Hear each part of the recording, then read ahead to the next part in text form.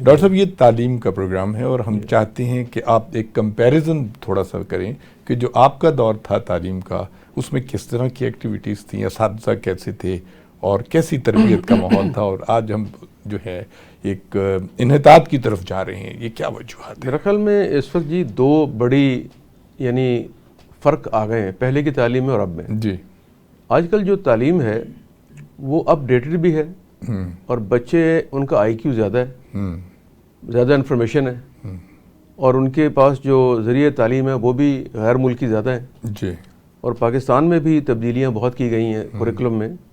تو میرا خیال ہے کہ تعلیم کے لحاظ سے تو یہ نئی پود پچھلی پود سے بہت آگے ہے. ٹھیک.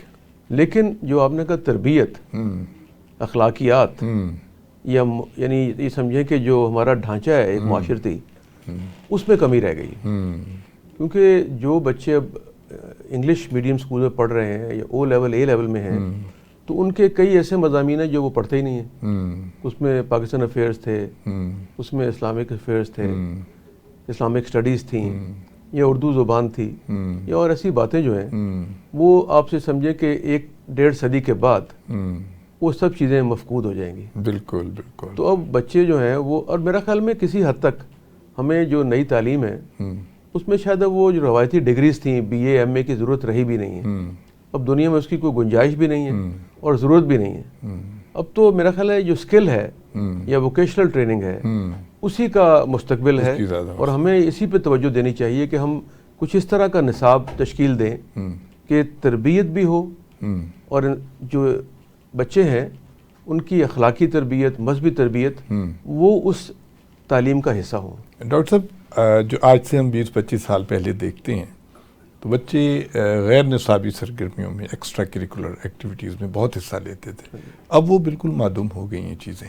آپ کے زمانے میں کیسا ماحول تھا؟ دیکھیں ہمارے زمانے میں تو کیونکہ ابھی تک یہ اسکرین نہیں آئی تھی تو اس لیے میرا خیال ہے کہ اس وقت جو ایکسٹرا کریکولر ایکٹیویٹیز بہت زیادہ تھیں. اسی لیے ابھی، لیکن میں سمجھ رہا ہوں کہ وہ بھی اس زمانے میں جیسے ہم شام کو روز کھیلتے بھی تھے، سفر بھی کرتے تھے، مختلف مقامات پہ جاتے بھی تھے، تو اب اس میں یہ ہوا ہے کہ جو نئی پود ہے وہ اس میں اس کی شرح کم ہو گئی ہے.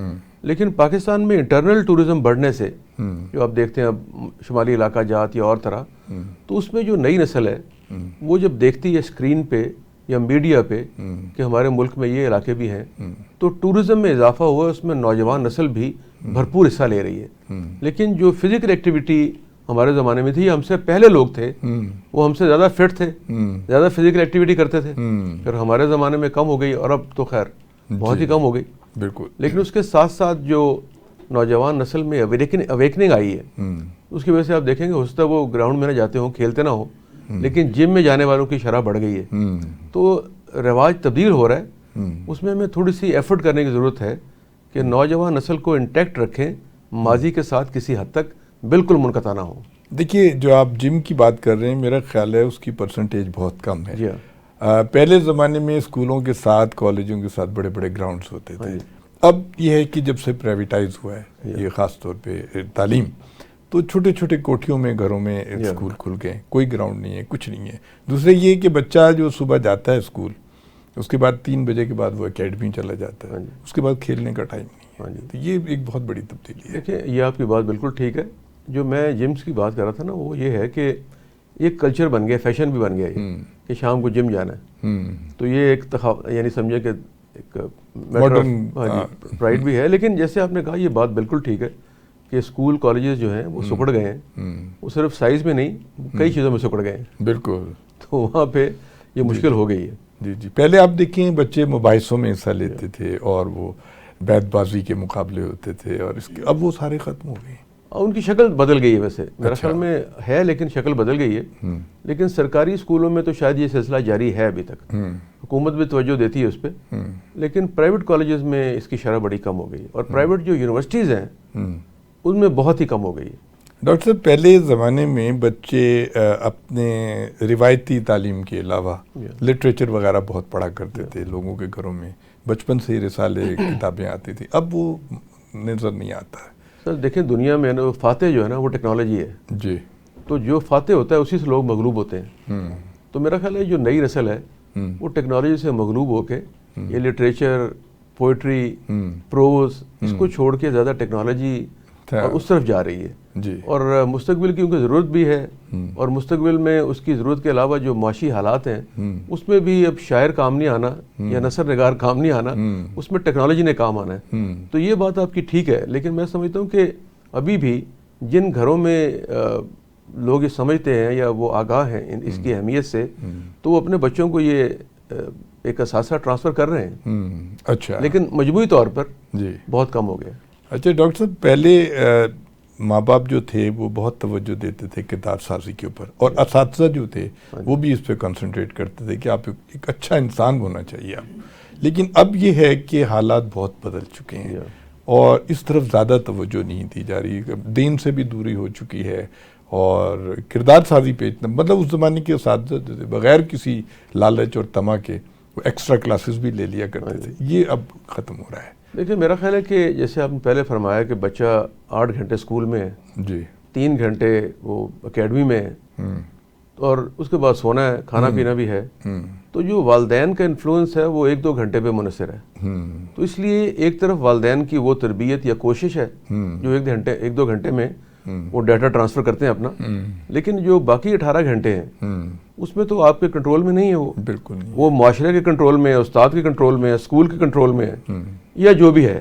तो इसलिए मेरा ख्याल है जो ज़्यादा असर है वो वालिदैन के अलावा उन चीज़ों का है जिसमें वक्त गुजार रहे हैं। जी ठीक है। डॉक्टर साहब, अपने तालीमी सफ़र के बारे में बताइए कि आपने कहाँ से शुरू किया और कहाँ तक तालीम हासिल की?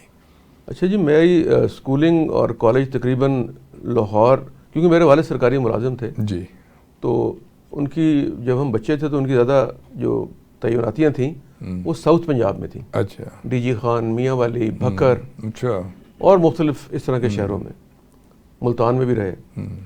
तो इनिशियल तालीम तो मेरी मुख्तलिफ इलाकों में पहले 10-12 साल अच्छा, इन रिमोट एरियाज़ में रही। अच्छा, फिर मैं लाहौर में भी पढ़ता रहा हूँ, गवर्नमेंट कॉलेज में भी रहा हूँ, और गवर्नमेंट कॉलेज से मैंने FSC की। फिर मेडिकल कॉलेज अल्लामा इकबाल में आ गया, पहले निश्तर गया था अच्छा, मुल्तान से, फिर यहाँ आ गया, और फिर यहाँ पे अल्लामा इकबाल में रहा। फिर कुछ अर्सा मैं बाहर चला गया था, आयरलैंड चला गया था, वहाँ पे कुछ अर्सा रहा, वहाँ पे पब्लिक हेल्थ के हवाले से जो मुख्तलिफ तालीम थी और तरबियत थी वो की। तो मेरा बैकग्राउंड एक वर्सेटाइल है कि दही स्कूलों से लेकर लाहौर के स्कूलों में, अच्छे कॉलेजेस में, बेहतरीन यूनिवर्सिटीज़ तक फैला हुआ सफ़र है। माशाअल्लाह। तो जब आप बाहर मुल्क में गए तो जो आपने देखा वहाँ पे, वहाँ की तरबियत और यहाँ में आपने क्या फ़र्क महसूस करते हैं? अच्छा देखें, आपको शायद मालूम होगा कि यूरोप पूरे में कुछ 27-28 ममालिक हैं, उसमें आयरिश एजुकेशन कई सालों से टॉप के ऊपर है। यानी सबसे बेहतरीन तालीम आयरलैंड की थी, क्योंकि आप जानते हैं जब पाकिस्तान में भी मिशनरी स्कूल्स थे तो उनके ज़्यादा फादर्स, ब्रदर्स और नन्स जो थी वो आयरिश थी या स्कॉटिश थी। बिल्कुल बिल्कुल। तो इसलिए उनकी एक बड़ी हिस्ट्री है तालीम की। वहाँ पे 500 साल पुराने हस्पताल, 400 साल पुराने हस्पताल, कॉलेज, यूनिवर्सिटियाँ मौजूद हैं। तो इसलिए उनका मेयार बहुत अच्छा है। और उनके यहाँ आयरिश एजुकेशन ब्रिटिश एजुकेशन के करीब है लेकिन मुख्तलिफ है, और यूरोप से भी उनकी मुख्तलिफ है। पिछले 25-30 साल में उन्होंने IT और कंप्यूटर में बहुत तरक्की की। बिल्कुल। तो उसकी वजह से उनके यहाँ काफ़ी बेहतरी हुई है। अच्छा डॉक्टर साहब, अब मैंने देखा है कि लाहौर में भी प्राइवेट सेक्टर में मेडिकल कॉलेज खुल गए हैं।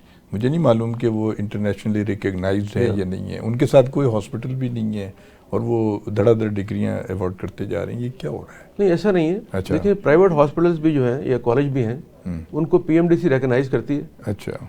और university of health science affiliate करती है। अच्छा। उनका एग्ज़ाम भी यूनिवर्सिटी लेती है। अच्छा। तो उसमें सिर्फ कुछ थोड़ी बहुत इरेगुलरिटीज़ ये होती हैं कि प्राइवेट कॉलेजेस के अस्पताल भी बड़े बड़े मौजूद हैं। अच्छा। यानी ऐसी बड़ी यूनिवर्सिटी हैं जिनके 800 बेड के अस्पताल हैं। अच्छा। और वो सरकारी से बेहतर काम कर रहे हैं। लेकिन उसके बावजूद कुछ लोग ऐसे भी हैं जो उसमें करप्शन करते हैं, बेईमानी करते हैं, अस्पताल इतने अच्छे होते नहीं हैं, शो करते हैं या इंस्पेक्शन के वक्त धोखाधड़ी करते हैं। लेकिन मेजॉरिटी जो है, देखिए, जब आपको PMDC की डिग्री मिल जाए, रिकग्नाइज डिग्री, तो वर्ल्ड ओवर रिकग्नाइज्ड है। ठीक है। तो इसलिए हमारे यहाँ ये जो कॉन्सेप्ट है कि जी हमारी डिग्री रिकग्नाइज नहीं है, वो गलत है। अच्छा। जो कॉलेज PMDC से रिकग्नाइज्ड है, جو UHS کے ساتھ ایفیلیٹڈ ہے یا خود یونیورسٹی ہے ان کی ڈگریز ساری جگہ ریکگنائز ہوتی ہیں. لیکن اس کے باوجود بھی جب ہمارے ڈاکٹرز باہر جاتے ہیں تو انہیں جس ملک میں جانا ہو اس کے انٹری ٹیسٹ دینے ہوتے ہیں. اچھا. جیسے اگر کوئی امریکن ڈاکٹر پاکستان آ جائے تو اس کو پاکستان میں پریکٹس کرنے کے لیے پاکستان کا PMDC کا امتحان پاس کرنا ہوگا. اچھا. یہ عالمی قانون ہے. اچھا. تو اس لیے ہمارے ڈاکٹرز جو ہیں وہ ریکگنائزڈ بھی ہیں اور میجورٹی آف ڈاکٹرز جو ہیں وہ اچھے تربیت یافتہ ڈاکٹر ہیں. اچھا. کیونکہ جو سسٹم ہے پاکستان میں ابھی ہیلتھ کا تعلیم کا وہ اتنا بگڑا نہیں ہے. اچھا. اچھا. اس میں ابھی معیار قائم رکھا جا رہا ہے. اسی لیے جو ہماری پوسٹ گریجویشن ہے وہ بھی ابھی تک بہت اچھی عالمی معیار کی اس لیے ہے اچھا. کہ جو ہمارے کالج ہیں جو پوسٹ گریجویٹ تعلیم دلاتے ہیں اس میں کافی اسٹرکٹ سسٹم ہے ایگزامینیشن کا. اچھا. اور پاسنگ ریشو بھی کم ہے. اچھا. جس کی وجہ سے ہمارا معیار ابھی قائم ہے. ٹھیک ہے. ڈاکٹر صاحب آپ ہلال احمر کے چیئرمین رہے اور اب جو ہم دیکھ رہے ہیں ہلال احمر کی حالت بڑی کمزور ہو گئی ہے. آپ کے زمانے میں جو آپ نے ایک کافی اس پہ محنت کی تھی اس کے بارے میں ذرا آپ ہمارے ناظرین کو بتائیے. اصل میں جب میں گیا تھا وہاں پہ تو وہ ایک ڈیڈ ہارس تھا. جی. تو اس سے پہلے کوئی وہاں ایک چیئرمین صاحب تھے تو ان کا انٹرسٹ کوئی زیادہ نہیں تھا کیونکہ ریٹائرڈ لوگ لگتے ہیں وہاں پہ تو وہ پھر انٹرسٹ لیتے نہیں ہیں روٹین کے مطابق. تو میں نے جب وہاں گیا تو میں نے سوچا کہ اس میں دو چیزیں کرنی پڑیں گی.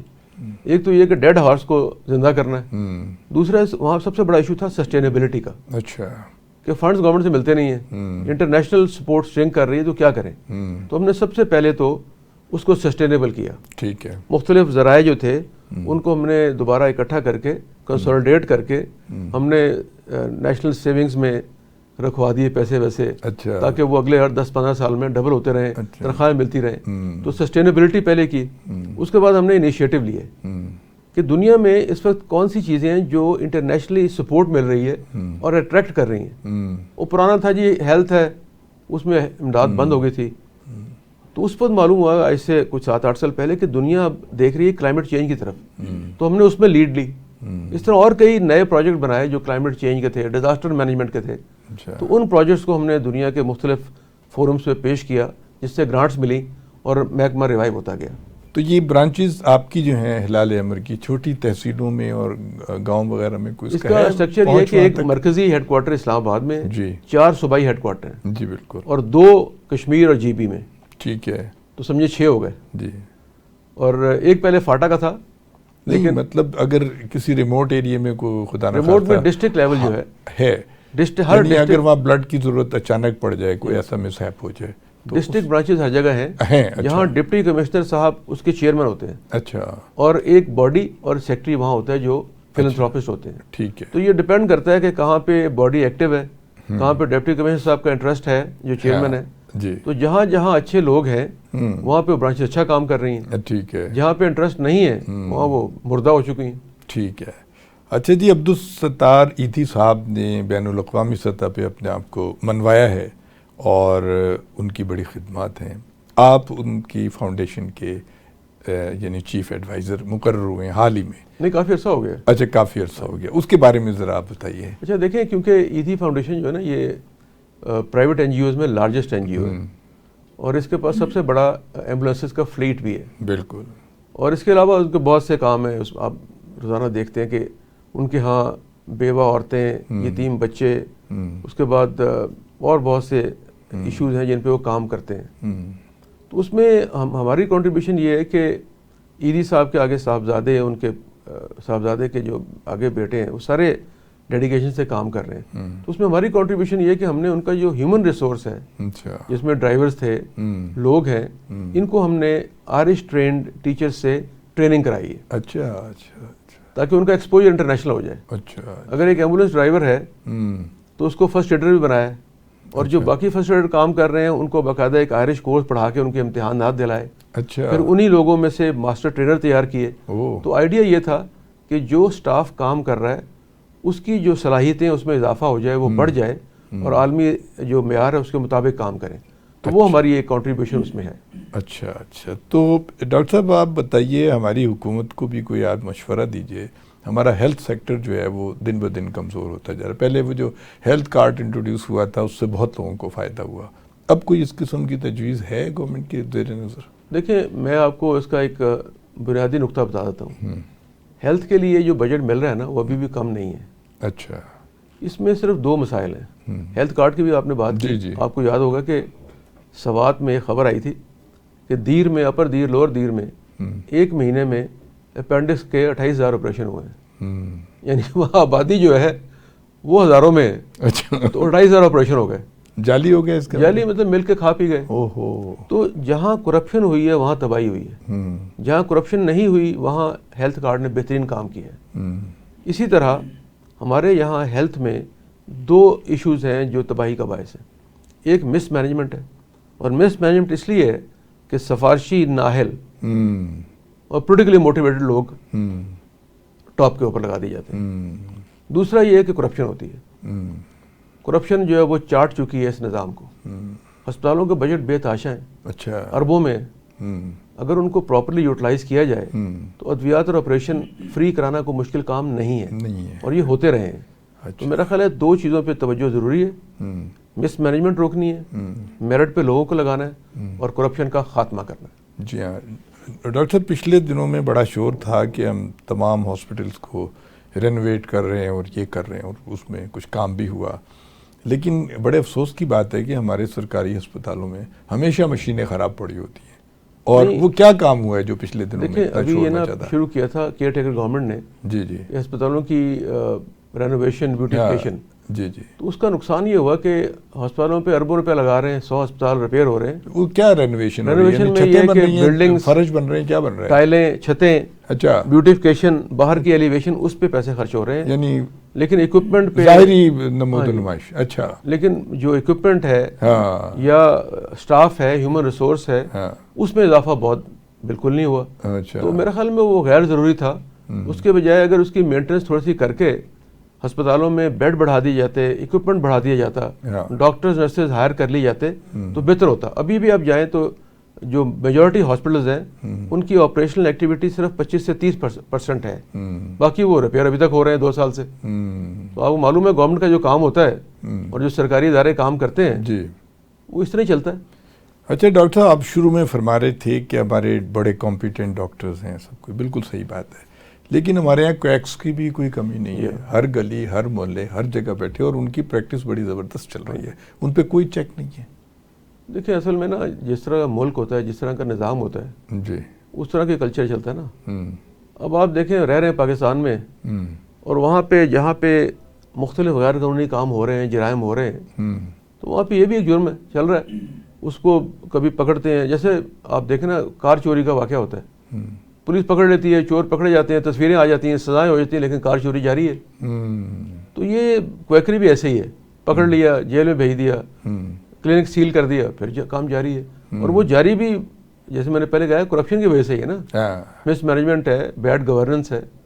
تو وہ سوسائٹی کے جس طرح باقی جرائم حصہ ہیں, یہ بھی ون آف دا کرائمز ہے. آپ فرما رہے تھے کہ ہمارے جو نوجوان ہیں وہ جدید تعلیم سے وہ ہو رہے ہیں, آراستہ ہو رہے ہیں. لیکن ڈاکٹر صاحب ایک بہت بڑا المیہ یہ ہے کہ ہماری یونیورسٹیز اور کالجز میں ہم دیکھتے ہیں کہ نشہ بہت بڑھ رہا ہے. آئس کا نشہ بہت اچھے انسٹیٹیوشن میں, اور بہت کھاتے پیتے گھرانوں کے بچے بھی, لڑکیاں اور لڑکے. تو اس پہ کیسے تدارک ہو سکتا ہے؟ دیکھیں سر, پہلی بات تو یہ کہ یہ جو نشے کی بات کر رہے ہیں اس میں 2 چیزیں ہیں. جیسے پہلے میں نے گزارش کی تھی نا کہ بچوں کو جو نئی پود آ رہی ہے اس کا ڈسپلن, اس کی تربیت کا فقدان ہے. دوسرا میں نے جیسے کہا نا کہ گھر میں 2 گھنٹے گزار رہے ہیں, باہر 18 گھنٹے گزار رہے ہیں. اب جو معاشرہ ہے اس میں ڈیٹریشن کا اثر وہ بچہ لے گا. تیسرا یہ کہ جو استاد کا یا ادارے کا کام تھا وہ صرف محدود ہو گیا تعلیم تک, ڈسپلن رہ گیا. اور ایک استاد جب آتا ہے تو اس نے پڑھایا چلا گیا, اس کو اس سے کوئی انٹرسٹ نہیں ہے کلاس میں کون سا بچہ کیا کر رہا ہے, کس کے کیا مسائل ہیں, کیا زندگی ہے, کیا آتے ہیں.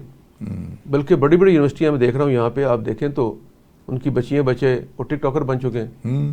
اور جب ان کی یونیورسٹی کے لوگوں سے بات کی جاتی ہے تو کہتے ہیں جی ہماری تو مارکیٹنگ ہو رہی ہے, یہ اگر 100 بچے ہمارے ٹک ٹاکر ہیں تو ہماری مارکیٹنگ ہو رہی ہے, ہمیں 5000 بچے اور مل رہے ہیں.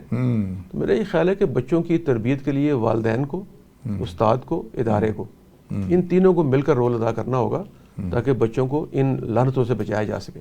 ٹھیک بات. اور دوسرا جو آپ نے بات کہی کہ نشہ جو لوگ لا رہے ہیں اور دے رہے ہیں وہ تو ان کا کام نہیں ہے نا, والدین کا یا حکومت, والدین کا یا کالج کا. وہ تو حکومت کا کام ہے.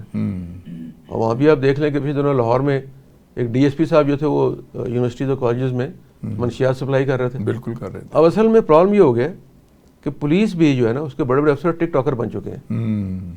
وہ تصویریں، ویڈیو، ٹاکس، اس پہ زیادہ توجہ ہے. جیسے آپ نے ہسپتال کی بات کی ہے، تھانے سارے بہترین ریپیئر ہو گئے ہیں، اے سی لگ گئے ہیں، اندر کرپشن اور ٹارچر وہی ہے. وہی ہے. اور ڈاکٹر صاحب کالجوں یونیورسٹی میں ہم نے دیکھا ہے کہ فیشن بہت آ گیا ہے. بچیاں برانڈیڈ کپڑے پہنتی ہیں، لڑکے بڑے مہنگے کپڑے پہن کے آ جاتے ہیں. تو اس سے جو ایک طبقاتی ایک کشمکش ہے نا، ایک غریب آدمی کی بچی اگر بہت قابل ہے لیکن وہ اس کا مقابلہ نہیں کر سکتی جو اتنی مہنگے کپڑے پہن کے. اسی لیے نا پہلے زمانے میں یونیفارم تھی نا. جی. یونیورسٹی میں یونیفارم ہوتی تھی. جی. میرا یہ خیال ہے کہ کچھ 2-4 آپشن دے دینی چاہیے بچوں کو لباس کی. لیکن اس کا ایک اور پہلو میں آپ سے گزارش کرنا چاہ رہا ہوں کہ یہ ساری باتوں کے باوجود ابھی بھی آپ دیکھیں کہ جب آپ کا رزلٹ آتا ہے میٹرک کا، ایف اے کا، ایف ایس سی کا، بی اے کا، سی ایس ایس کا، تو میجورٹی لوگ وہ ہوتے ہیں جو غیر مہارت یافتہ طبقے سے ہوتے ہیں. مڈل کلاس اور لوور مڈل کلاس. یہ یعنی یہ ایک ثبوت ہے کہ آپ کا معاشرہ اور نظام زندہ ہے. ٹھیک ہے. مردہ نہیں ہوا ابھی، کمزور ہو چکا. لیکن یہ ساری چیزیں ثابت کرتی ہیں کہ آپ کے ملک میں ٹیلنٹ بھی ہے، میرٹ بھی ہے. اور وہ جو لوگ ہیں جن کا کوئی والی وارث نہیں ہے، وہ امتحان جب ہوتا ہے، جہاں ٹھیک امتحان ہو، وہ میرٹ پہ سلیکٹ ہو کے آ جاتے ہیں.